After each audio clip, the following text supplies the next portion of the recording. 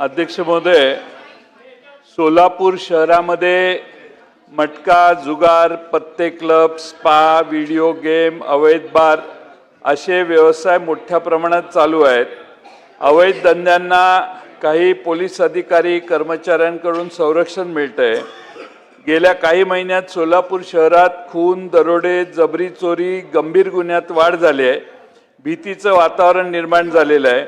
अवैध धंद्याविरोधी आंदोलन करणाऱ्या लोकप्रतिनिधींना आणि राष्ट्रवादी काँग्रेसचे सुहास कदम म्हणून कार्यकर्ते आहेत, त्यांनी उपोषण केले।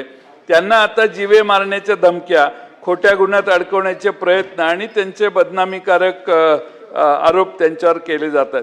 अध्यक्ष महोदय, सदर प्रकरणामुळे कायदा सुव्यवस्थेचा निर्माण झालेला प्रश्न सोलापूर शहरात फार अवघड आहे, फार गंभीर आहे आणि उपोषण करणाऱ्या माणसाला पोलीस कोणी जाऊन भेटत नाहीत। त्याचे मुद्दे काय आहेत, एक असो किंवा 100 असोत, पण उपोषण चालू आहे आणि उपोषण पोलिसांच्या नाकर्तेपणावर आहे, तरी पोलीस त्याची नोंद घेत नाहीत।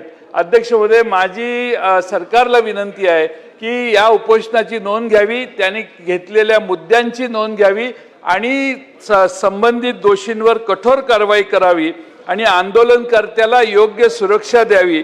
तसेच सोलापूर शहरातील सर्व अवैध धंद्यावर तातडीने कारवाई करावी।